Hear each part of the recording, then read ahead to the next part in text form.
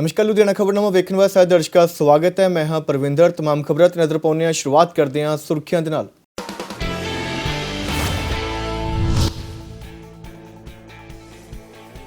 पायल तो कांग्रेसी विधायक ते गुंडागर्दी के इल्जाम, रिश्तेदारों ने कुटमार करने के लाए दोष, कहा अकाली दल च शामिल होने ते रंजिश तहत किया गया हमला।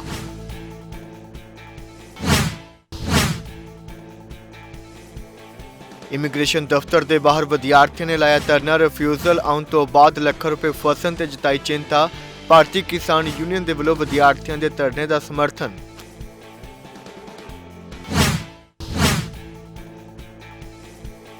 चोणों तो बाद रिलैक्स मोड ते सियासी आगू, सियासी रुझेवियां तो बाद फुरसत के पल बिता रहे सियासतदान महेशिंदर सिंह गरेवाल पोते नाल फुटबॉल खेडते हुए आए नजर।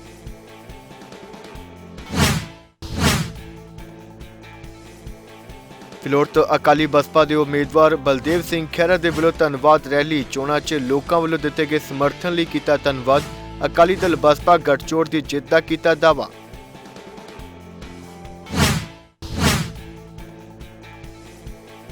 मौसम के बदलते मिजाज से PAU मौसम माहरा की भविष्यवाणी, अगले दिनों के विच हल्की बारिश और तेज हवावां चलन के आसार, फसलों लई मौसम नूं दस्सिया प्रभाव रहित।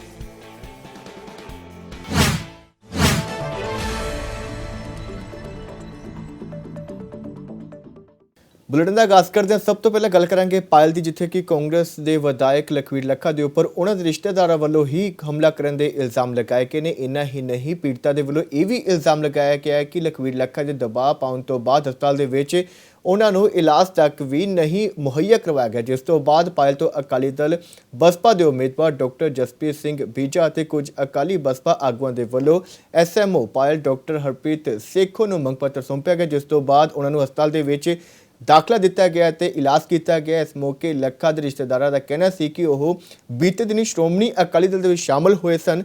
इसे रंजिश के चलदियां उन्होंने उपर कांग्रेसी विधायक लखवीर लखा ने हमला करवाया ते इस पूरे मामले के विच उन्होंने इंसाफ की भी मांग की है। कांग्रेस के MLA अच्छा की लगदा की है ਤੁਹਾਡਾ ਰਿਸ਼ਤੇ 'ਚ? ਉਹ ਜੀ ਸਾਡਾ ਭਤੀਜਾ ਲੱਗਦਾ ਹੈ। ਸਕਾ ਭਤੀਜਾ? ਹਾਂਜੀ। ਅੱਛਾ ਉਹਨੇ ਚਾਚੀ ਨਾਲ ਜਾਣੀ ਉੱਥੇ ਗੁੰਡਾਗਿਰੀ ਬਹੁਤ ਬੰਦੇ ਸੱਦ ਕੇ ਕਰਾਈ ਆ ਤੁਹਾਡੇ ਘਰ ਤੇ ਉੱਤੇ? ਘਰ ਦੇ ਉੱਤੇ ਮੇਰੇ। ਅੱਛਾ ਨਹੀਂ ਉਹਦੀ ਪਾਰਟੀ ਕਿਹੜੀ ਹੈ ਜੀ? ਉਹਦੀ ਪਾਰਟੀ ਜੀ ਕਾਂਗਰਸ। ਤੁਹਾਡੀ ਪਾਰਟੀ? ਸਾਡੀ ਪਾਰਟੀ ਅਕਾਲੀ ਦਲ। ਹਾਂਜੀ ਅਕਾਲੀ ਦਲ। ਅੱਛਾ ਕੀ ਕਰਵਾਇਆ ਤੁਹਾਡੇ ਨਾਲ? ਸਾਡੇ ਨਾਲ ਜੀ ਉਹਨਾਂ ਨੂੰ दारू ਪਿਲਾ ਕੇ ਜਿਹੜਾ ਇਹਨੇ ਹੁਣ MC ਜਿਤਾਇਆ, ਉਹ MC ਨੇ दारू ਪੀ ਸਾਰੇ ਵਿਹੜੇ ਦੇ ਨੂੰ ਇਕੱਠੇ ਕਰਕੇ दारू ਪਿਲਾਈ ਆ ਵਿੱਚੇ ਆਪ ਦੀ ਪਿਲਾ ਕੇ दारू ਉਹਨਾਂ ਨੇ ਮੇਰੇ ਗੇਟ ਭੰਨੇ। ਗੇਟ ਭੰਨ ਕੇ ਮੈਨੂੰ ਅੰਦਰੋਂ ਫੜ ਕੇ ਖਿੱਚਿਆ, ਅੰਦਰੋਂ ਖਿੱਚ ਕੇ ਫਿਰ ਮੈਨੂੰ ਕੁੱਟਿਆ ਮਾਰਿਆ। ਤੇ ਜਿਹੜਾ ਲਖਵੀਰ ਸਿੰਘ ਲੱਖਾ ਇੱਥੋਂ ਦਾ ਵਿਧਾਇਕ ਸੀਗਾ, ਉਸ ਨੇ ਜਦੋਂ ਚੋਣ ਪ੍ਰਚਾਰ ਦੇ ਲਾਸਟ ਦੇ ਵਿੱਚ ਚੋਣ ਪ੍ਰਚਾਰ ਬੰਦ ਹੋਇਆ, ਉਹਦੇ ਵਿੱਚ ਇਹਨੇ ਇੱਕ ਸਪੀਚ ਦਿੱਤੀ ਆ। ਉਹਦੇ ਵਿੱਚ ਇਹ ਗੱਲ ਕਹੀ ਗਈ ਆ ਲਾਸਟ ਦੇ ਵਿੱਚ ਵੀ ਜਿਹੜੇ ਮੇਰੇ ਚਾਚੇ ਨੇ, ਚਾਚਿਆਂ ਦੇ ਉੱਤੇ ਜਿੰਨਾ ਤੱਕ ਮੇਰਾ ਹੱਥ ਆ ਉਹਨਾਂ ਤੱਕ ਚਾਚੇ ਨੇ, ਜਦੋਂ ਮੈਂ ਹੱਥ ਚੱਕ ਲਿਆ ਤਾਂ ਚਾਚੇ ਤੇ ਚਾਚੇ ਦੇ ਮੁੰਡੇ ਕਿਤੇ ਤੁਹਾਨੂੰ ਹਲਕੇ ਪੈਲ ਹਲਕੇ 'ਚ ਨਹੀਂ ਲੱਭਣਗੇ। ਤੇ ਆ 2 ਦਿਨ ਨਹੀਂ ਲੰਘੇ ਵੋਟਾਂ ਨੂੰ, ਆ ਰਾਤ ਇਹਨਾਂ ਨੇ ਆ ਕੇ ਸਾਡੇ ਤੇ ਪੂਰੀ ਚੰਗੀ ਤਰ੍ਹਾਂ ਕੁੱਟਮਾਰ ਕੀਤੀ ਆ। ਮੇਰੀ ਮਾਸੀ ਜੀ ਦੀ ਉਹਨਾਂ ਦੇ ਘਰ ਦੇ ਗੇਟ ਭੰਨੇ ਆ ਤੇ ਮੈਨੂੰ ਜਦੋਂ ਮੈਂ ਛਡਾਉਣ ਗਿਆ ਤਾਂ ਮੈਨੂੰ ਉਹਨਾਂ ਨੇ ਫੜ ਕੇ ਕਾਫੀ ਕੁੱਟਿਆ। ਮੈਂ ਇੱਕ ਹੈਂਡੀਕੈਪਟ ਹਾਂ, ਠੀਕ ਹੈ ਜੀ। ਤੇ ਇਹਨਾਂ ਨੇ ਆਪਦੇ ਆਪ ਬੰਦਿਆਂ ਦੇ ਸੱਟਾਂ ਮਾਰ ਕੇ ਰਾਤ ਪਾਇਆ ਵਾ ਉਰੇ। ਇਹ ਕਹਿ ਰਿਹਾ ਜੀ ਬਾਹਰੋਂ ਬੰਦੇ ਬੁਲਾ ਕੇ ਕਰਿਆ। ਇਹ ਇੱਕ ਵਾਰੀ ਗੁਰਦੁਆਰੇ ਚੜ੍ਹ ਕੇ ਕਹਿ ਦੇਣ ਵੀ ਇਹਨਾਂ ਨੇ ਬਾਹਰਲੇ ਬੰਦੇ ਬੁਲਾ ਕੇ ਇਹਨਾਂ 'ਤੇ ਕੁੱਟਮਾਰ ਕੀਤੀ ਹੈ ਤੇ ਮਹੱਲਾ ਬਾਕੀ ਮਹੱਲੇ ਨੂੰ ਪੁੱਛ ਲੈਣ ਵੀ ਇਹ ਸੱਚ ਕੀ ਆ ਝੂਠ ਕੀ ਹੈ ਜੀ। ਅਸੀਂ ਹਸਪਤਾਲ ਦੇ ਵਿੱਚ ਆਏ ਹਾਂ। ਮੈਨੂੰ ਪਤਾ ਲੱਗਿਆ ਕਿ ਇੱਥੇ ਕੱਲ ਪੈਲ ਦੇ ਵਿੱਚ ਕਿ ਇੱਕ ਬਹੁਤ ਵੱਡੀ ਗੁੰਡਾਗਰਦੀ ਹੋਈ ਆ, ਜਿਹਦੇ ਵਿੱਚ ਘਰ ਦੇ ਵਿੱਚ ਲੇਡੀਜ਼ ਦੇ ਥੱਪੜ ਮਾਰੇ ਆ ਕੇ, ਉਹਨਾਂ ਦੇ ਪਰਿਵਾਰ ਦੇ ਸੱਟਾਂ ਮਾਰੀਆਂ। ਇੱਕ ਬੰਦਾ ਹੈਂਡੀਕੈਪਟ ਆ, ਉਹਦੀਆਂ ਬਾਹਾਂ ਮਚੋੜੀਆਂ ਗਈਆਂ, ਹੋ ਸਕਦਾ ਉਹਦੀ ਬਾਂਹ ਵੀ ਟੁੱਟੀ ਹੋਵੇ। ਪਰ ਗੱਲ ਇਹ ਆ ਵੀ ਇੱਥੇ ਦਾ ਜਿਹੜਾ ਪ੍ਰਸ਼ਾਸਨ ਆ, ਜਿਹੜਾ ਹਸਪੀਟਲ ਦਾ ਪ੍ਰਸ਼ਾਸਨ ਆ, ਇਹ ਪ੍ਰਸ਼ਾਸਨ ਨੇ ਉਹ ਬੰਦੇ ਦਾਖਲ ਕਰ ਲਏ। ਇਹਨਾਂ ਨੂੰ ਕਹਿੰਦਾ ਇਹਨਾਂ ਦੇ ਕਿਹੜਾ ਕੋਈ ਸੱਟਾਂ ਨੇ, ਸੱਟਾਂ ਉਹਨਾਂ ਦੇ ਵੀ ਹੈ ਨਹੀਂ, ਉਹਨਾਂ ਦੇ ਤਾਂ ਹੈ ਨਹੀਂ, ਉਹ ਤਾਂ ਜ਼ਿਆਦਾ ਸੀ, 20-25 ਜਣੇ ਸੀ, ਉਹਨਾਂ ਦੇ ਤਾਂ ਕੀ ਸੱਟ ਹੋਣੀਆਂ। ਜਿਹੜੇ ਆ 2 ਜਣੇ ਨੇ ਇਹਨਾਂ ਨੂੰ ਤਾਂ ਕੁੱਟਿਆ ਉਹਨਾਂ ਨੇ ਬਹੁਤ ਜ਼ਿਆਦਾ। ਪਰ ਇਹਨਾਂ ਨੂੰ ਮੈਂ ਸਮਝਦਾ ਵੀ ਇਹ ਜਿਹੜੀ ਗੱਲ ਕਰਦੇ ਨੇ, ਇਹਨਾਂ ਜਿਹੜੀ ਇਹ ਕੰਮ ਕਰਦੇ ਨੇ, ਇਹ ਬਹੁਤ ਮਾੜੀ ਗੱਲ ਹੈ ਇਹਨਾਂ ਦੀ। ਪ੍ਰਸ਼ਾਸਨ ਨੂੰ ਇਹ ਨਹੀਂ ਪਤਾ ਵੀ ਹੁਣ ਇੱਥੇ ਕੋਈ ਸਰਕਾਰ ਨਹੀਂ, ਇੱਥੇ ਕੋਡ ਲੱਗਿਆ ਹੋਇਆ ਔਰ ਜਿਹੜੀ ਇਹ ਪੱਖ ਪੂਰਦੇ ਨੇ, ਅਸੀਂ ਇਹਦਾ ਜਵਾਬ ਵੀ ਇਹਨਾਂ ਨੂੰ ਦੇਵਾਂਗੇ। ਸ਼੍ਰੋਮਣੀ ਅਕਾਲੀ ਦਲ ਅੰਮ੍ਰਿਤਸਰ ਦੇ ਪ੍ਰਧਾਨ ਸਿਮਰਨਜੀਤ ਸਿੰਘ ਮਾਨ ਦੀਪ ਸਿੱਧੂ ਦੇ ਘਰ ਪਹੁੰਚੇ, ਜਿੱਥੇ ਕਿ ਉਹਨਾਂ ਨੇ ਪਰਿਵਾਰਕ ਮੈਂਬਰਾਂ ਨਾਲ ਦੁੱਖ ਸਾਂਝਾ ਕੀਤਾ। ਹਾਲਾਂਕਿ ਇਸ ਦੌਰਾਨ ਉਹ ਪੱਤਰਕਾਰਾਂ ਦੇ ਸਵਾਲਾਂ ਦੇ ਜਵਾਬ ਦੇਣ ਤੋਂ ਬਚੇ ਰਹੇ, ਪਰ ਪੁੱਛੇ ਜਾਣ ਤੇ ਉਹਨਾਂ ਕਿਹਾ ਕਿ ਉਹ ਇੱਥੇ ਸਿਰਫ ਪਰਿਵਾਰ ਦੇ ਨਾਲ ਅਫਸੋਸ ਪ੍ਰਗਟ ਕਰਨ ਆਏ ਸਨ ਅਤੇ ਇਸ ਮੌਕੇ ਹੋਰ ਗੱਲ ਕਰਨ ਨਾਲ ਪਰਿਵਾਰ ਦੀਆਂ ਭਾਵਨਾਵਾਂ ਨੂੰ ਠੇਸ ਪਹੁੰਚ ਸਕਦੀ ਹੈ। ਅਫਸੋਸ ਕਰਨਾ ਹੈ ਉਹਨਾਂ ਦੇ ਪਰਿਵਾਰ ਨੂੰ ਮਿਲਿਆ ਤੇ ਇਹੀ ਕਿਹਾ ਕਿ ਸਾਰੀ ਕੌਮ ਨੂੰ ਬਹੁਤ ਅਫਸੋਸ ਹੈ ਜੋ ਕੁਝ ਹੋਇਆ। ਹੋਰ ਇਹ ਤੋਂ ਜ਼ਿਆਦਾ ਫਿਰ ਮੇਰੇ ਲਈ ਕਹਿਣਾ ਮੁਸ਼ਕਿਲ ਹੈ। ਬੜੇ ਸਵਾਲ ਨੇ ਜਿਹੜੇ ਸਾਰੇ ਆਪਣੇ ਜ਼ਿਹਨ ਦੇ ਵਿੱਚ ਦਬਾਈ ਬੈਠੇ ਨੇ। ਤੁਹਾਡੇ ਸਨਸਨੀ ਖੇਸ ਕਹਿ ਰਹੇ ਨੇ ਕਿ ਸਨਸਨੀ ਹੈ, ਦੀਪ ਸਿੱਧੂ ਦੀ ਮੌਤ ਤੇ ਸਨਸਨੀ ਬਰਕਰਾਰ ਹੈ। ਤੁਹਾਡੇ ਜ਼ਿਹਨ ਵਿੱਚ ਕਿਹੜੇ ਸਵਾਲ ਨੇ ਜਿਨ੍ਹਾਂ ਦਾ ਜਵਾਬ ਤੁਸੀਂ ਲੱਭ ਰਹੇ ਹੋ? ਬੀਬਾ ਅੱਜ ਮੈਂ ਕਹਿ ਨਹੀਂ ਸਕਦਾ, ਮੈਂ ਅਫਸੋਸ ਕਰਨਾ ਹੈ। ਤੁਸੀਂ ਕਿਸੇ ਵੇਲੇ ਕੱਲ੍ਹ ਆ ਜਿਓ, ਉੱਥੇ ਮੇਰੇ ਕੋਲੇ ਅਮਰਗੜ੍ਹ ਆ ਸਕਦੇ ਹੋ। ਕੱਲ੍ਹ ਫਿਰ ਮੈਂ ਆਪਣੇ ਪਿੰਡ ਫਤਿਹਗੜ੍ਹ ਸਾਹਿਬ ਚਲੇ ਜਾਣਾ ਹੈ। ਮੈਂ ਤੁਹਾਨੂੰ ਸਾਰਿਆਂ ਨੂੰ ਮਿਲ ਸਕਦਾ ਹੈਗਾ, ਪਰ ਇਹ ਬਹੁਤ ਨਾਜ਼ੁਕ ਮੌਕਾ ਜਿਹਦੇ 'ਚ ਮੈਂ ਕੁਝ ਕਹਿਣ ਨੂੰ ਤਿਆਰ ਨਹੀਂ। ਸੋ ਵਿਧਾਨ ਸਭਾ ਚੋਣਾਂ ਖਤਮ ਹੋਣ ਤੋਂ ਬਾਅਦ ਉਮੀਦਵਾਰ ਹੁਣ ਰਿਲੈਕਸ ਮੋਡ ਤੇ ਨਜ਼ਰ ਆ ਰਹੇ ਨੇ ਤੇ ਪਰਿਵਾਰ ਨਾਲ ਸਮਾਂ ਬਤੀਤ ਕਰ ਰਹੇ ਨੇ। ਗੱਲ ਜੇਕਰ ਲੁਧਿਆਣਾ ਦੇ ਹਲਕਾ ਪੱਛਮੀ ਦੀ ਕਰੀਏ ਤਾਂ ਇੱਥੋਂ ਸ਼੍ਰੋਮਣੀ ਅਕਾਲੀ ਦਲ ਬਸਪਾ ਦੇ ਸਾਂਝੇ ਉਮੀਦਵਾਰ ਮਹੇਸ਼ਿੰਦਰ ਸਿੰਘ ਗਰੇਵਾਲ ਇਹਨਾਂ ਫੁਰਸਤ ਦੇ ਪਲਾਂ ਨੂੰ ਆਪਣੇ ਪੋਤੇ ਨਾਲ ਬਤੀਤ ਕਰਦੇ ਨਜ਼ਰ ਆਏ ਨੇ ਤੇ ਮਹੇਸ਼ਿੰਦਰ ਸਿੰਘ ਗਰੇਵਾਲ ਆਪਣੇ ਪੋਤੇ ਨਾਲ ਫੁੱਟਬਾਲ ਖੇਡਦੇ ਨਜ਼ਰ ਆਏ। ਹਾਲਾਂਕਿ ਇਸ ਸਮੇਂ ਦੌਰਾਨ ਉਹਨਾਂ ਦੇ ਵੱਲੋਂ ਵਰਕਰਾਂ ਨਾਲ ਬੈਠਕ ਵੀ ਕੀਤੀ ਗਈ ਹੈ ਤੇ ਕਈ ਸਮੱਸਿਆਵਾਂ ਤੇ ਵੀ ਚਰਚਾ ਹੋਈ ਹੈ। ਸਾਡੇ ਅਕਾਲੀ ਦਲ ਦੀਆਂ ਟਿਕਟਾਂ ਸਤੰਬਰ 'ਚ ਅਨਾਉਂਸ ਹੋ ਗਈਆਂ ਸੀ। ਤਕਰੀਬਨ ਅਕਤੂਬਰ ਪਹਿਲੇ ਹਫਤੇ ਤੋਂ ਅਸੀਂ ਕੰਪੇਨ ਸ਼ੁਰੂ ਕੀਤੀ ਹੋਈ ਹੈ। ਪਹਿਲਾਂ ਅਸੀਂ ਥੋੜ੍ਹਾ ਜਿਹਾ ਲਾਈਟਲੀ 10 ਕੁ ਵਜੇ ਜਾਣਾ ਤੇ ਸ਼ਾਮ ਨੂੰ 6-7 ਵਜੇ ਆ ਜਾਣਾ, ਪਰ ਪਿਛਲੇ 1 ਮਹੀਨੇ ਤੋਂ ਤਕਰੀਬਨ ਰੂਟੀਨ ਹੀ ਫਰਕ ਪੈ ਗਈ ਸੀ। ਸਵੇਰੇ 6-6:30 ਉੱਠ ਕੇ 8 ਵਜੇ ਤੱਕ ਚਲੇ ਜਾਣਾ, ਫਿਰ ਰਾਤ ਨੂੰ 10, 10:30, 11। ਪਿਛਲਾ ਜਿਹੜੇ 2 ਹਫ਼ਤੇ ਲੰਘੇ ਆ ਉਹਦਾ 12-12, 1-1 ਵੀ ਵੱਜਦਾ ਰਿਹਾ, ਕਿਉਂਕਿ ਲੋਕਾਂ ਦੇ ਘਰਾਂ 'ਚ ਕੰਪੇਨ ਹੁੰਦੀ ਸੀਗੀ ਤੇ ਉੱਥੇ ਮੀਟਿੰਗ ਤੇ ਅਗਲੇ ਨੇ ਰਾਤ ਦਾ ਖਾਣਾ ਵੀ ਰੱਖ ਲੈਣਾ ਤੇ ਉੱਥੇ 1-1 ਵੀ ਵੱਜਦਾ ਰਿਹਾ। ਤੇ ਮਤਲਬ ਕਹਿ ਸਕਦੇ ਹੋ ਕਿ ਦਿਨ ਰਾਤ ਭੁੱਲ ਗਏ ਸੀ ਕੀ ਹੈ। ਬੋਡੀ ਇੰਨੀ ਕੁ ਇਸ ਕੰਪੇਨ ਦੇ ਦੌਰਾਨ ਇੱਕ ਵਾਰੀ ਥੱਕ ਗਈ ਨਾ, ਪਰ ਇਹ ਆ ਕਿ ਉਹਦਾ ਨਸ਼ਾ ਵੀ ਸੀਗਾ ਕਿ ਜਦ ਲੋਕਾਂ ਦਾ ਪਿਆਰ ਮਿਲਦਾ ਸੀ, ਲੋਕ ਸ਼ਾਬਾਸ਼ ਦਿੰਦੇ ਸੀਗੇ, ਉਸ ਗੱਲ ਦੀ ਖੁਸ਼ੀ ਵੀ ਹੁੰਦੀ ਸੀਗੀ। ਕਿਉਂਕਿ ਮੈਂ ਕਈ ਥਾਵਾਂ 'ਤੇ ਜਾ ਕੇ ਮਿਲਿਆ, ਜਦ ਲੋਕਾਂ ਨੇ ਕਿਹਾ ਸੀ ਤੁਸੀਂ ਮੇਰਾ ਆਹ ਕੰਮ ਕੀਤਾ, ਆਹ ਕੀਤਾ, ਮੈਂ ਭੁਲਾ ਨਹੀਂ ਸਕਦਾ। ਉਸ ਗੱਲ ਨੇ ਹੌਸਲਾ ਵੀ ਦਿੱਤਾ।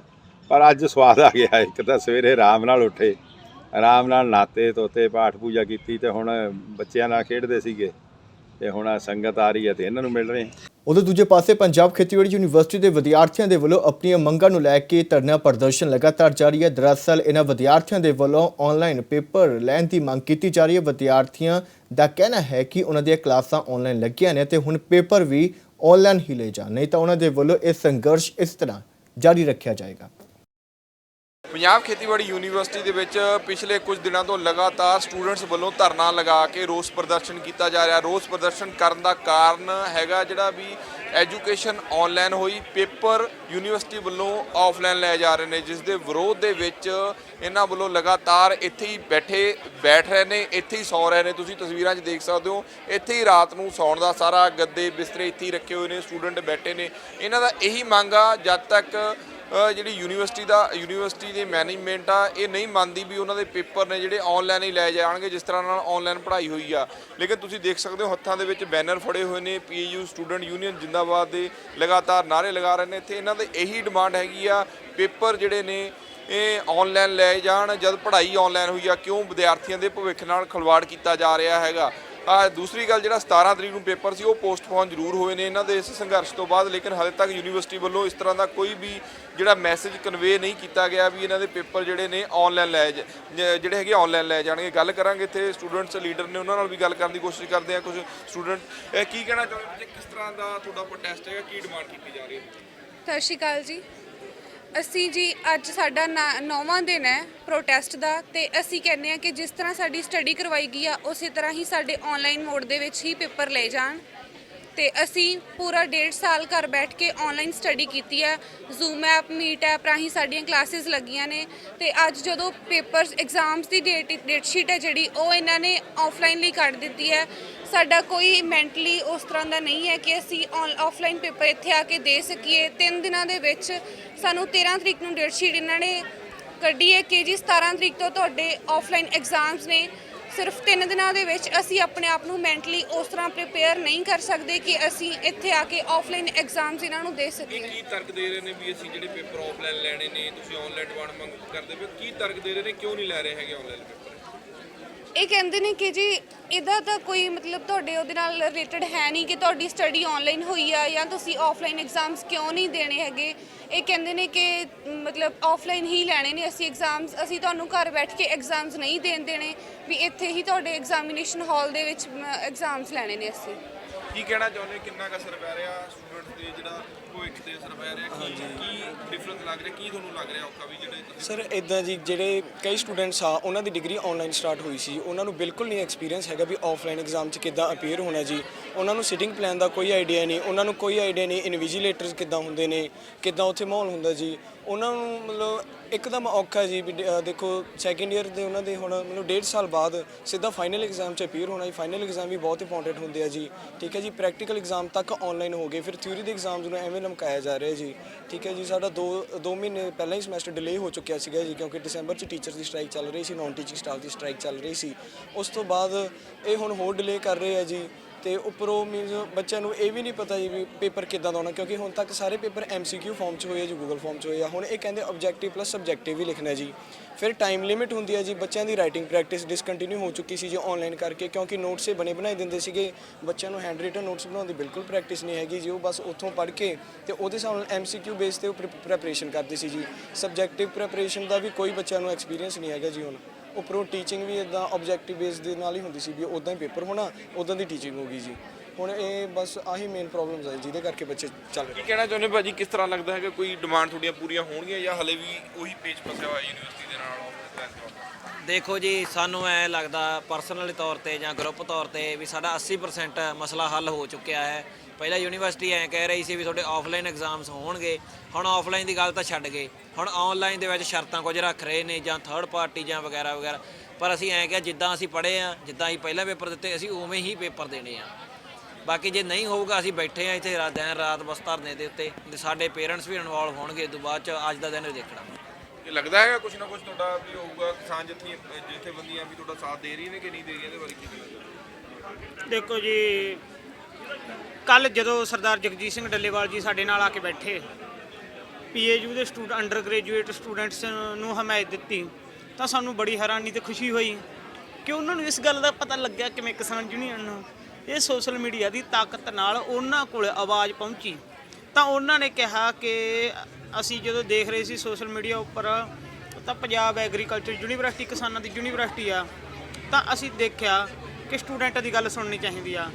ਤਾਂ ਸਰਦਾਰ ਜਗਜੀਤ ਸਿੰਘ ਡੱਲੇਵਾਲ ਜੀ ਸਾਡੇ ਵਿਚਕਾਰ ਆ ਕੇ ਬੈਠੇ, ਪਰ ਉਹਨਾਂ ਨੇ ਸਾਨੂੰ ਭਰੋਸਾ ਦਿੱਤਾ ਸੀ ਤੁਹਾਡੇ ਨਾਲ ਖੜੇ ਆ, ਅਗਰ PAU ਅਥਾਰਟੀ ਜਲਦੀ ਤੋਂ ਜਲਦੀ ਨਹੀਂ ਮੰਗਾਂ ਮੰਨ ਸਕਦੀ ਸਾਡੀਆਂ, ਤਾਂ ਸੰਘਰਸ਼ ਤੇਜ਼ ਕੀਤਾ ਜਾਵੇਗਾ ਤੇ ਕਿਸਾਨ ਯੂਨੀਅਨ ਨਾਲ ਬੈਠਣ ਤੋਂ ਗਰੇਜ ਨਹੀਂ ਕਰੂ। ਤੇ ਉਧਰ ਪਾਈ ਪੁਲਿਸ ਦੇ ਵੱਲੋਂ ਸਮਾਜ ਵਿਰੋਧੀ ਅੰਸਰਾਂ ਦੇ ਖਿਲਾਫ ਵਿੱਢੀ ਮੁਹਿੰਮ ਦੇ ਤਹਿਤ ਕਾਰਵਾਈ ਕਰਦਿਆਂ ਹੋਇਆਂ ਪਿੰਡ ਕੁਡਾਣੀ ਕਲਾ ਦੇ ਵਿੱਚ ਨਾਕੇਬੰਦੀ ਦੌਰਾਨ ਦੜਾ ਸੱਟਾ ਲਗਾਉਣ ਵਾਲੇ ਇੱਕ ਸ਼ਖਸ ਨੂੰ ਕਾਬੂ ਕੀਤਾ ਗਿਆ। ਇਸ ਬਾਰੇ ਮਾਮਲੇ ਦੇ ਬਾਰੇ SHO ਦੇ ਵੱਲੋਂ ਜਾਣਕਾਰੀ ਸਾਂਝੀ ਕੀਤੀ ਗਈ ਹੈ। ਉਹਨਾਂ ਦੱਸਿਆ ਕਿ ਗੁਪਤ ਸੂਚਨਾ ਦੇ ਆਧਾਰ ਤੇ ਇਸ ਕਾਰਵਾਈ ਨੂੰ ਅੰਜਾਮ ਦਿੱਤਾ ਗਿਆ ਤੇ ਉਕਤ ਮੁਲਜ਼ਮ ਨੂੰ ਕਾਬੂ ਕੀਤਾ ਗਿਆ। ਇਹ ਮੁਲਜ਼ਮ ਰਾੜਾ ਸਾਹਿਬ ਦੇ ਏਰੀਆ ਦੇ ਵਿੱਚ ਪਿਛਲੇ ਲੰਮੇ ਸਮੇਂ ਤੋਂ ਦੜਾ ਸੱਟੇ ਦਾ ਕੰਮ ਕਰ ਰਿਹਾ ਸੀ। ਦੱਸਿਏ ਕਿ ਮੁਲਜ਼ਮ ਸਾਨੇਵਾਲ ਦਾ ਰਹਿਣ ਵਾਲਾ ਹੈ ਅਤੇ ਉਕਤ ਮੁਲਜ਼ਮ ਖਿਲਾਫ ਵੱਖ-ਵੱਖ ਧਾਰਾਵਾਂ ਦੇ ਤਹਿਤ ਮਾਮਲਾ ਦਰਜ ਕੀਤਾ ਗਿਆ। ਹਾਂਜੀ, ਅਸੀਂ ਮਾਨਯੋਗ SSP ਸਾਹਿਬ ਖੰਨਾ ਤੇ DSP ਸ੍ਰੀ ਦਵਿੰਦਰ ਤਰੀ ਉਪ ਕਪਤਾਨ ਪੁਲਿਸ ਪਹਿਲ ਦੇ ਹਦਾਇਤਾਂ ਅਨੁਸਾਰ ਮਾੜੇ ਅਨਸਰਾਂ ਦੇ ਖਿਲਾਫ ਵੱਧ ਤੋਂ ਵੱਧ ਕਾਨੂੰਨੀ ਕਾਰਵਾਈ ਕਰਕੇ ਇਹਨਾਂ ਨੂੰ ਅੰਦਰ ਭੇਜ ਰਹੇ। ਇਹ ਜਿਹੜਾ ਬੰਦਾ ਫੜਿਆ ਇਹਦੇ ਤੇ ਕੀ ਦੋਸ਼ ਆ ਜੀ? ਇਹਦੇ ਦੜੇ ਸੱਟੇ ਦਾ ਕੰਮ ਕਰਦਾ ਸੀ। ਇਹਦੇ 780 ਰੁਪਏ ਬਰਾਮਦ ਕਰਵਾ ਕੇ ਇਹਦੇ ਖਿਲਾਫ ਮੁਕੱਦਮਾ number 20 date 22/2/22 under section 13 G act ਥਾਣਾ ਪਹਿਲ ਦਰਜ ਰਜਿਸਟਰ ਕਰਕੇ ਅਗਲੀ ਤਫਤੀਸ਼ ਜਾਰੀ। ਇਹ ਕੌਣ ਜੀ, ਕਿੱਥੇ ਦਾ ਮਹਾਨੀ?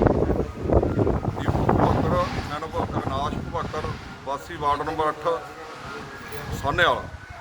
ਫਲੋਰ ਤੋਂ ਅਕਾਲੀ ਦਲ ਬਸਪਾ ਦੇ ਸਾਂਝੇ ਉਮੀਦਵਾਰ ਬਲਦੇਵ ਸਿੰਘ ਖਹਿਰਾ ਦੇ ਵੱਲੋਂ ਚੋਣਾਂ ਦੇ ਵਿੱਚ ਲੋਕਾਂ ਵੱਲੋਂ ਮਿਲੇ ਸਮਰਥਨ ਤੇ ਧੰਨਵਾਦ ਰੈਲੀ ਕੀਤੀ ਗਈ ਹੈ। ਇਸ ਦੌਰਾਨ ਵੱਡੀ ਗਿਣਤੀ ਦੇ ਵਿੱਚ ਵਰਕਰ ਵੀ ਸ਼ਾਮਲ ਹੋਏ। ਇਸ ਮੌਕੇ ਬਲਦੇਵ ਸਿੰਘ ਖਹਿਰਾ ਨੇ ਕਿਹਾ ਹੈ ਕਿ ਲੋਕਾਂ ਦੇ ਵੱਲੋਂ ਦਿੱਤੇ ਗਏ ਪਿਆਰ ਲਈ ਉਹ ਤਹਿ ਦਿਲੋਂ ਧੰਨਵਾਦ ਕਰਦੇ ਨੇ ਅਤੇ ਉਹਨਾਂ ਨੂੰ ਪੂਰੀ ਉਮੀਦ ਹੈ ਕਿ 10 ਮਾਰਚ ਨੂੰ ਆਉਣ ਵਾਲੇ ਚੋਣ ਨਤੀਜਿਆਂ ਦੇ ਵਿੱਚ ਪੰਜਾਬ ਦੇ ਵਿੱਚ ਅਕਾਲੀ ਦਲ ਬਸਪਾ ਗੱਠਜੋੜ ਦੀ ਹੀ ਸਰਕਾਰ ਬਣੇਗੀ। ਭਾਰਤ ਦੇ ਚੋਣ ਕਮਿਸ਼ਨ ਨੇ 20 ਤਰੀਕ ਨੂੰ ਜਿਹੜੀ ਇਲੈਕਸ਼ਨ ਕਰਵਾਈ ਹੈ, ਉਹਦੇ ਵਿੱਚ ਜਿੱਥੇ ਪੂਰੇ ਪੰਜਾਬ ਵਾਸੀਆਂ ਨੇ VOTING ਕੀਤੀ ਹੈ, ਉੱਥੇ ਵਿਧਾਨ ਸਭਾ ਹਲਕਾ ਫਲੋਰ ਦੇ ਵਿੱਚ ਵੀ ਜਿਹੜੀ ਵੋਟ ਹੋਈ ਹੈ। ਸੋ ਅੱਜ ਅਸੀਂ ਜਿਨ੍ਹਾਂ ਸਾਡੇ ਵੋਟਰ ਸਪੋਰਟਰ ਸ਼ਹਿਰ ਵਾਸੀ ਪਿੰਡ ਵਾਸੀਆਂ ਨੇ ਸਾਡੇ ਮੋਢੇ ਨਾਲ ਮੋਢਾ ਜੋੜ ਕੇ ਜਿਹੜੇ ਔਖੇ ਸਮੇਂ ਦੇ ਵਿੱਚ ਮੀਂਹ ਹਨੇਰੀ ਠੰਡ ਦੇ ਮੌਸਮ 'ਚ ਖੜੇ ਰਹੇ ਤੇ ਜਿਨ੍ਹਾਂ ਨੇ ਬਹੁਤ ਵੱਡੀ ਗਿਣਤੀ ਵਿੱਚ ਵੋਟ ਕੀਤੀ ਹੈ, ਉਹਨਾਂ ਦਾ ਤੇ ਪ੍ਰਸ਼ਾਸਨ ਦਾ ਔਰ ਮੀਡੀਆ ਵਾਲੇ ਸਾਰੇ ਸੱਜਣ ਜਿੰਨੇ ਵੀ ਨੇ ਸਾਡੇ, ਉਹਨਾਂ ਸਾਰਿਆਂ ਦਾ ਦਿਲ ਦੀਆਂ ਗਹਿਰਾਈਆਂ ਦੇ ਵਿੱਚੋਂ ਧੰਨਵਾਦ ਕਰਦੇ ਹਾਂ ਵੀ ਸਾਰਿਆਂ ਨੇ ਵੋਟ ਕੀਤੀ, ਸਪੋਰਟ ਕੀਤੀ। ਔਰ ਅੱਜ ਜਿੰਨੇ ਵੀ ਵਰਕਰ ਆਏ ਨੇ, ਆਗੂ ਆਏ ਨੇ, ਉਹਨਾਂ ਸਾਰਿਆਂ ਦੇ ਨਾਲ ਮੇਲ ਮਿਲਾਪ ਸੀ ਔਰ ਉਹਨਾਂ ਸਾਰਿਆਂ ਦਾ ਧੰਨਵਾਦ ਵੀ ਤੁਸੀਂ ਸਾਡਾ ਸਾਥ ਦਿੱਤਾ ਔਰ ਇਹੀ ਵਿਸ਼ਵਾਸ ਦਿਵਾਉਂਦੇ ਆ ਵੀ ਆਉਣ ਵਾਲੇ ਟਾਈਮ ਦੇ ਵਿੱਚ ਤੁਹਾਡੇ ਮੋਢੇ ਦੇ ਨਾਲ ਮੋਢਾ ਜੋੜ ਕੇ ਖੜਾਂਗੇ। ਮੈਂ ਆਪਣੀ ਸਮੁੱਚੀ ਹਲਕੇ ਦੇ ਵਿੱਚ ਜਿੰਨੀਆਂ ਵੀ ਲੇਡੀਜ਼ ਟੀਮ ਮੇਰੇ ਨਾਲ ਚੱਲ ਰਹੀਆਂ ਸੀ ਔਰ ਬਾਕੀ ਟੀਮਾਂ ਵੱਖ-ਵੱਖ ਪਿੰਡਾਂ ਤੋਂ, ਸ਼ਹਿਰ ਦੋਨੋਂ ਫਲੋਰ ਗੁਰਾਇਆਂ ਤੋਂ ਔਰ ਅਪਰੇ ਤੋਂ, ਉਹਨਾਂ ਸਾਰਿਆਂ ਦਾ ਦਿਲ ਦੀ ਗਹਿਰਾਈਆਂ ਤੋਂ ਧੰਨਵਾਦ ਕਰਦੀ ਹਾਂ ਕਿ ਉਹਨਾਂ ਨੇ ਦਿਨ ਰਾਤ ਸਾਡੇ ਲਈ ਇੱਕ ਕੀਤੀ ਔਰ ਆਪਣੇ ਮੋਰਚੇ ਤੇ ਡਟੇ ਰਹੇ। ਲੇਡੀਜ਼ ਮੇਰੀਆਂ ਜਿੰਨੀ ਵੀ ਟੀਮ ਆ ਉਹ ਆਪਣੇ ਆਪਣੇ ਮੋਰਚੇ ਤੇ ਡਟੀਆਂ ਰਹੀਆਂ, ਚਾਹੇ ਉਹਨਾਂ ਨੂੰ ਘਰ 'ਚ ਜਿੰਨੇ ਮਰਜ਼ੀ ਕੰਮ ਸੀ, ਉਹਨਾਂ ਨੇ ਪਹਿਲ ਦੇ ਆਧਾਰ ਤੇ ਸਾਰਿਆਂ ਨੇ ਸਾਡੇ ਨਾਲ ਸਾਥ ਦਿੱਤਾ ਹੈ। ਉਹਨਾਂ ਦਾ ਦਿਲ ਦੀ ਗਹਿਰਾਈਆਂ ਤੋਂ ਧੰਨਵਾਦ ਕਰਦੀ ਹਾਂ। ਵਾਹਿਗੁਰੂ ਜੀ ਕਾ ਖਾਲਸਾ, ਵਾਹਿਗੁਰੂ ਜੀ ਕੀ ਫਤਿਹ। ਲੁਧਿਆਣਾ ਦੇ ਭਾਈਵਾਲਾ ਚੌਂਕ ਵਿਖੇ ਨੌਜਵਾਨਾਂ ਦੇ ਵੱਲੋਂ ਇਮੀਗ੍ਰੇਸ਼ਨ ਕੰਪਨੀ ਦੇ ਬਾਹਰ ਧਰਨਾ ਪ੍ਰਦਰਸ਼ਨ ਕੀਤਾ ਗਿਆ। ਵਿਦਿਆਰਥੀਆਂ ਦਾ ਕਹਿਣਾ ਹੈ ਕਿ ਉਹਨਾਂ ਦੇ ਵੱਲੋਂ ਲਗਾਏ ਗਏ ਵੀਜ਼ੇ ਦੀ ਰਿਫਿਊਜ਼ਲ ਆ ਗਈ ਹੈ, ਜਿਸ ਤੋਂ ਬਾਅਦ ਉਹਨਾਂ ਦੇ ਲੱਖਾਂ ਰੁਪਏ ਫਸ ਗਏ ਨੇ। ਕੈਨੇਡੀਅਨ ਕਾਲਜ ਦੇ ਵੱਲੋਂ ਨਾ ਤਾਂ ਲੱਖਾਂ ਰੁਪਏ ਦੀ ਵਸੂਲ ਕੀਤੀ ਗਈ ਫੀਸ ਵਾਪਸ ਕੀਤੀ ਗਈ ਹੈ ਤੇ ਨਾ ਹੀ ਕੋਈ ਕਾਰਨ ਦੱਸਿਆ ਗਿਆ। ਦੱਸੀਏ ਕਿ ਕਿਸਾਨਾਂ ਦੇ ਵੱਲੋਂ ਵੀ ਪ੍ਰਦਰਸ਼ਨ ਦੌਰਾਨ ਨੌਜਵਾਨਾਂ ਦੀ ਹਮਾਇਤ ਕੀਤੀ ਗਈ ਹੈ। ਇਹ ਹੈ ਕਿ ਅਸੀਂ ਪੰਜਾਬ ਭਰ ਚੋਂ ਲਗਭਗ 6-650 ਦੇ ਕਰੀਬ ਸਾਡੇ ਨੌਜਵਾਨ ਬੱਚੇ ਜਿਹੜੇ ਇੱਧਰਲੇ ਸਿਸਟਮ ਦੀ ਬੇਰੁਜ਼ਗਾਰੀ ਦੇ ਸਤਾਏ ਬਾਹਰਲੇ ਮੁਲਕਾਂ ਨੂੰ ਪ੍ਰਵਾਸ ਕਰਦੇ ਆ, ਇਸ ਕਰਕੇ ਕਿ ਪੜ੍ਹਾਈ ਦੇ ਆਧਾਰ ਤੇ ਉੱਧਰ ਜਾ ਕੇ ਵਰਕ ਪਰਮਿਟ ਮਿਲੂਗਾ ਜਾਂ ਪੱਕੇ ਹੋਣਗੇ, ਉਹ ਲੱਖਾਂ ਰੁਪਏ ਖਰਚ ਕੇ ਬਾਹਰ ਜਾਂਦੇ ਆ। ਪਰ ਇਹਨਾਂ ਦੇ ਨਾਲ ਮੌਂਟਰੀਅਲ ਦੇ 3 ਕਾਲਜਾਂ ਨੇ ਇੱਕ ਵੱਡਾ ਫਰਾਡ ਕੀਤਾ, ਸਕੈਮ ਕੀਤਾ। ਇਸ ਮਾਮਲੇ ਦੇ ਵਿੱਚ ਉੱਧਰ ਮੌਂਟਰੀਅਲ ਦੇ ਵਿੱਚ ਵੀ ਸਟੂਡੈਂਟਸ ਆ ਜਿਹੜੇ ਉੱਥੋਂ ਦੇ, ਉਹਨਾਂ ਨੇ Montreal youth and student organisation ਬਣਾ ਕੇ ਜਿਹੜੀ ਉੱਥੇ ਸਟਰਗਲ ਸ਼ੁਰੂ ਕੀਤੀ ਹੈ। ਔਰ ਇੱਥੇ ਦੇ ਵੀ ਜਿਹੜੇ ਵਿਕਟਮ ਬੱਚੇ ਨੇ ਉਹਨਾਂ ਨੇ ਪਹਿਲਾਂ ਚੰਡੀਗੜ੍ਹ ਵੀ ਇੱਕ ਦਿਨ ਮੁਜ਼ਾਹਰਾ ਕੀਤਾ, ਉੱਥੋਂ ਦੇ ਹਾਈ ਕਮਿਸ਼ਨਰ ਕੈਨੇਡੀਅਨ ਨੂੰ ਮੈਮੋਰੈਂਡਮ ਦਿੱਤਾ ਹੈ। ਅੱਜ ਜਿਹੜੀਆਂ ਇੱਥੋਂ ਦੀਆਂ ਏਜੰਸੀਆਂ ਜਿਨ੍ਹਾਂ ਦੇ ਰਾਹੀਂ ਇਹ ਬੱਚਿਆਂ ਨੇ ਬਾਹਰ ਪੈਸੇ ਭਰੇ ਆ, ਉਹਨਾਂ ਕੋਲ ਇਹ ਮੰਗ ਕਰਨ ਜਾ ਰਹੇ ਹਾਂ ਕਿ ਜਾਂ ਤਾਂ ਸਾਡੇ ਪੈਸੇ ਰਿਫੰਡ ਕਰੋ ਜਾਂ ਇਹਨਾਂ ਬੱਚਿਆਂ ਦਾ ਬਾਹਰ ਭੇਜਣਾ ਜਿਹੜਾ ਉਹ ਗਰੰਟੀ ਕਰੋ। ਇਹ ਮੌਂਟਰੀਅਲ ਦੇ 3 ਕਾਲਜਾਂ ਨੇ ਪੰਜਾਬ ਦੇ ਤੇ ਭਾਰਤ ਦੇ ਵਿਦਿਆਰਥੀਆਂ ਨਾਲ ਧੋਖਾਧੜੀ ਕੀਤੀ ਆ ਔਰ ਰਿਫੰਡ ਦੀ ਵਿਦਿਆਰਥੀ ਮੰਗ ਕਰ ਰਹੇ ਆ, ਪਿਛਲੇ ਲੰਬੇ ਸਮੇਂ ਤੋਂ ਮੰਗ ਕਰ ਰਹੇ ਆ, ਪਰ ਹਾਲੇ ਤੱਕ ਮੌਂਟਰੀਅਲ ਦੇ 3 ਕਾਲਜ ਜਿਹੜੇ ਬੰਦ ਹੋ ਚੁੱਕੇ ਇਹਨਾਂ ਨੂੰ ਰਿਫੰਡ ਨਹੀਂ ਕਰ ਰਹੇ। ਉਹਨਾਂ 'ਚੋਂ M ਕਾਲਜ, CDE ਕਾਲਜ ਤੇ CCSQ ਕਾਲਜ 3 ਕਾਲਜ ਆ। ਪਹਿਲਾਂ ਵੀ ਚੰਡੀਗੜ੍ਹ ਪ੍ਰੋਟੈਸਟ ਕਰ ਚੁੱਕੇ ਆ। ਅੱਜ ਮਜਬੂਰਨ ਲੁਧਿਆਣੇ 3 ਜਿਹੜੇ ਵੱਡੇ ਇਮੀਗ੍ਰੇਸ਼ਨ ਸੈਂਟਰ ਹੈਗੇ ਆ, ਜਿਸ 'ਚੋਂ IDP ਕੈਨਮ ਤੇ ਇੱਕ ਬੈਸਟ ਵੇ, ਇਹਨਾਂ ਤਿੰਨਾਂ ਦੇ ਰਾਹੀਂ ਹੀ ਇਹਨਾਂ ਵਿਦਿਆਰਥੀਆਂ ਨੇ ਆਪਣੀਆਂ ਫਾਈਲਸ ਜਿਹੜੀਆਂ ਸਟੱਡੀ ਵੀਜ਼ਾ ਤੇ ਬਾਹਰ ਜਾਣ ਵਾਸਤੇ ਲਾਈਆਂ ਸੀਗੀਆਂ। ਅੱਜ ਇਹਨਾਂ ਤੋਂ ਮੰਗ ਕਰਨ ਵਾਸਤੇ ਅਸੀਂ ਜਾ ਰਹੇ ਹਾਂ। ਇਹ ਵਿਦਿਆਰਥੀਆਂ ਨੂੰ ਕੋਈ ਰਾਹ ਨਹੀਂ ਦੇ ਰਹੇਗੇ, ਇਹ ਵਿਦਿਆਰਥੀ ਨੂੰ ਤੰਗ ਪਰੇਸ਼ਾਨ ਕਰ ਰਹੇ ਆ, ਜਿਹਦੇ ਕਰਕੇ ਇਹਨਾਂ ਦੇ ਦਫ਼ਤਰ ਦੇ ਬਾਹਰ ਜਾ ਕੇ IDP ਦੇ ਕੈਨਮ ਦੇ ਅਸੀਂ ਜਿਹੜਾ ਰੋਸ ਪ੍ਰਦਰਸ਼ਨ ਆ ਉਹ ਕਰਨ ਜਾ ਰਹੇ ਆ। ਦੇਸ਼ਾਂ ਵਿੱਚ ਜਾ ਕੇ ਆਪਣੇ ਚੰਗਾ ਭਵਿੱਖ ਬਣਾਉਣ ਲਈ ਸਟੂਡੈਂਟਾਂ ਵੱਲੋਂ ਲਗਾਤਾਰ ਜਿਸ ਤਰ੍ਹਾਂ ਨਾਲ ਪੰਜਾਬ ਤੋਂ ਬਾਹਰ ਵਿਦੇਸ਼ਾਂ ਵਿੱਚ ਜਾਣ ਲਈ ਆਈਲੈਟਸ ਕੀਤੀ ਜਾਂਦੀ ਹੈ, ਉਸ ਤੋਂ ਬਾਅਦ ਵੱਖ-ਵੱਖ ਵੱਡੀਆਂ ਇਮੀਗ੍ਰੇਸ਼ਨ ਏਜੰਸੀਆਂ ਰਾਹੀਂ ਆਪਣੇ ਵੀਜ਼ੇ ਲਵਾਏ ਜਾਂਦੇ ਨੇ।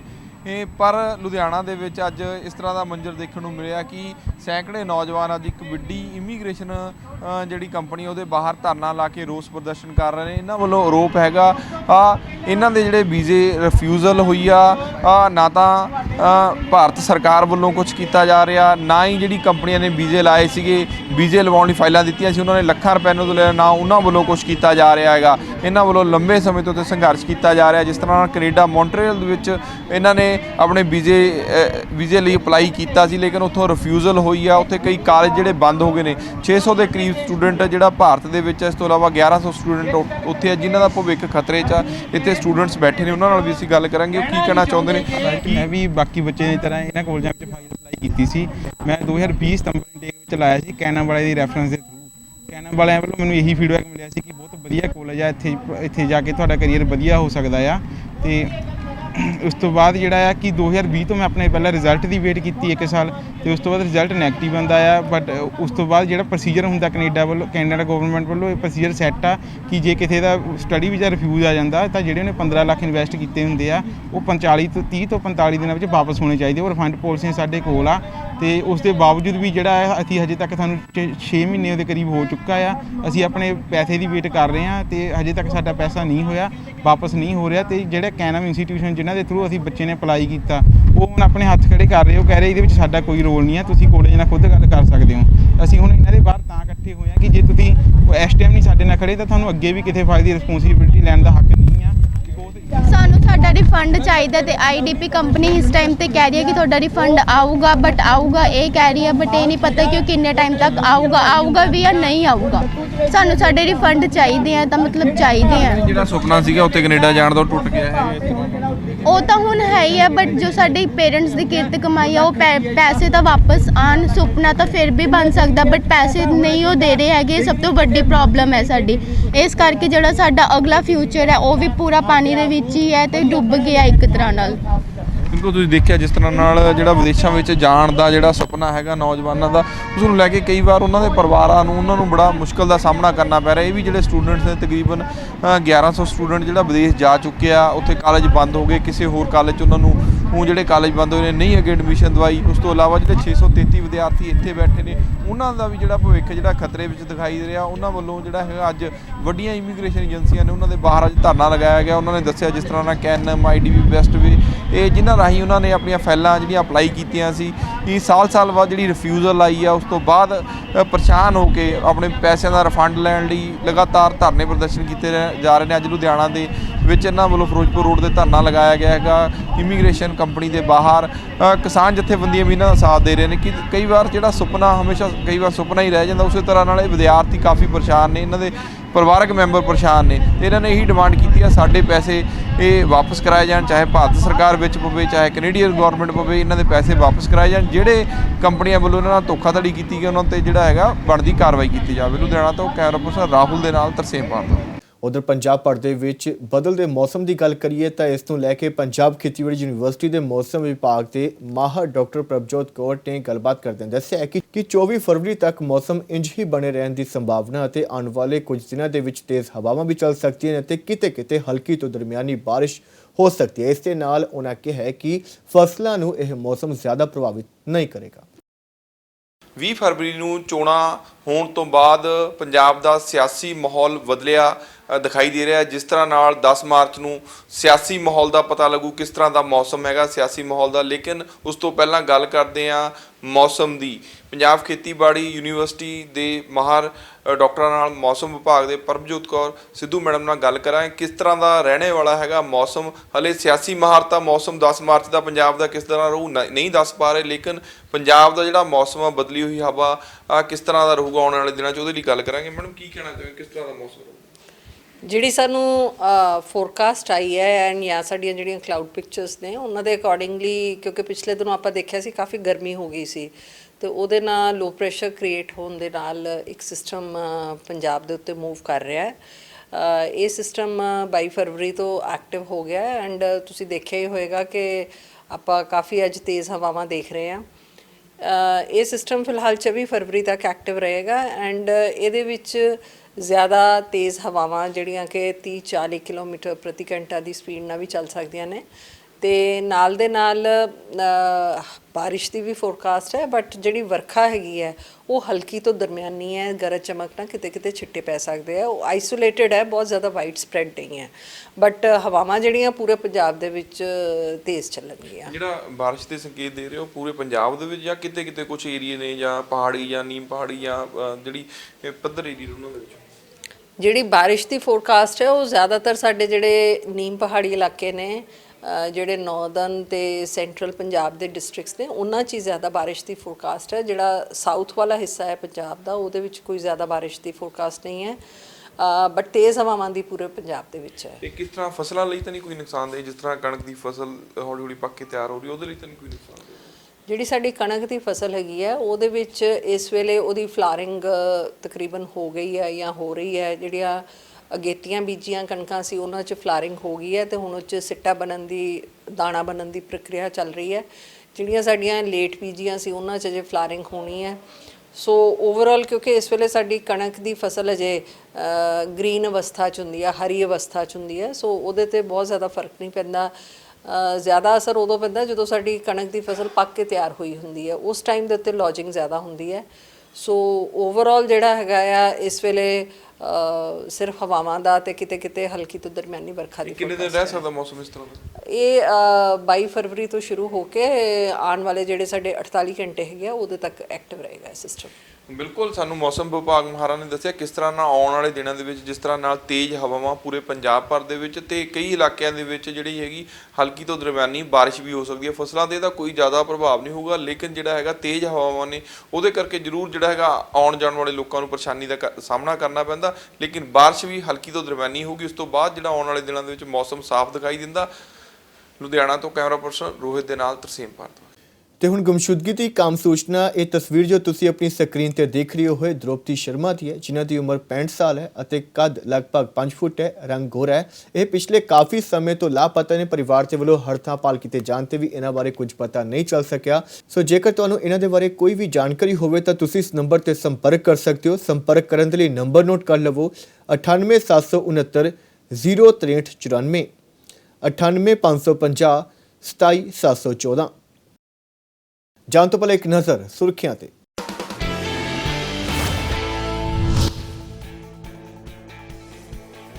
ਪਾਇਲ ਤੋਂ ਕਾਂਗਰਸੀ ਵਿਧਾਇਕ ਤੇ ਗੁੰਡਾਗਰਦੀ ਦੇ ਇਲਜ਼ਾਮ। ਰਿਸ਼ਤੇਦਾਰਾਂ ਨੇ ਕੁੱਟਮਾਰ ਕਰਨ ਦੇ ਲਾਏ ਦੋਸ਼। ਕਿਹਾ ਅਕਾਲੀ ਦਲ 'ਚ ਸ਼ਾਮਲ ਹੋਣ ਤੇ ਰੰਜਿਸ਼ ਤਹਿਤ ਕੀਤਾ ਗਿਆ ਹਮਲਾ।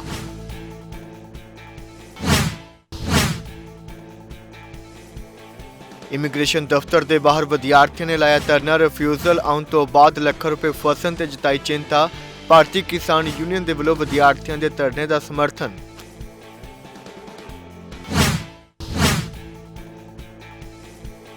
ਚੋਣਾਂ ਤੋਂ ਬਾਅਦ ਰਿਲੈਕਸ ਮੋਡ ਤੇ ਸਿਆਸੀ ਆਗੂ। ਸਿਆਸੀ ਰੁਝੇਵਿਆਂ ਤੋਂ ਬਾਅਦ ਫੁਰਸਤ ਦੇ ਪਲ ਬਿਤਾ ਰਹੇ ਸਿਆਸਤਦਾਨ ਮਹੇਸ਼ਿੰਦਰ ਸਿੰਘ ਗਰੇਵਾਲ ਪੋਤੇ ਨਾਲ ਫੁੱਟਬਾਲ ਖੇਡਦੇ ਹੋਏ ਆਏ ਨਜ਼ਰ।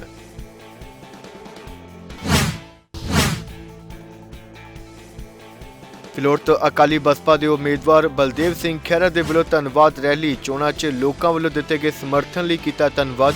ਅਕਾਲੀ ਦਲ ਬਸਪਾ ਗੱਠਜੋੜ ਦੀ ਜਿੱਤ ਦਾ ਕੀਤਾ ਦਾਅਵਾ।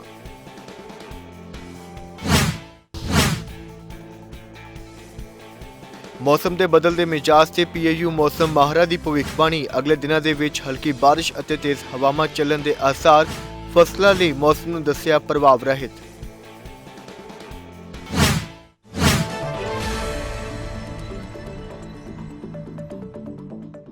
ਸੋ ਫਿਲਹਾਲ ਇਸ ਬੁਲੇਟਿਨ ਦੇ ਵਿੱਚ ਬਸ ਇੰਨਾ ਹੀ। ਜੇਕਰ ਤੁਸੀਂ ਕੋਈ ਵੀ ਜਾਣਕਾਰੀ ਜਾਂ ਸੁਝਾਅ ਸਾਡੇ ਨਾਲ ਸਾਂਝਾ ਕਰਨਾ ਚਾਹੁੰਦੇ ਹੋ ਤਾਂ news@fastbulletin ਤੇ ਸਾਡਾ ਸੰਪਰਕ ਕਰ ਸਕਦੇ ਹੋ। ਇਸ ਤੋਂ ਇਲਾਵਾ ਸਾਨੂੰ www.fastbulletin ਤੇ ਆਨਲਾਈਨ ਵੀ ਦੇਖ ਸਕਦੇ ਹੋ। ਮੈਨੂੰ ਤੋਂ ਇਜਾਜ਼ਤ, ਧੰਨਵਾਦ।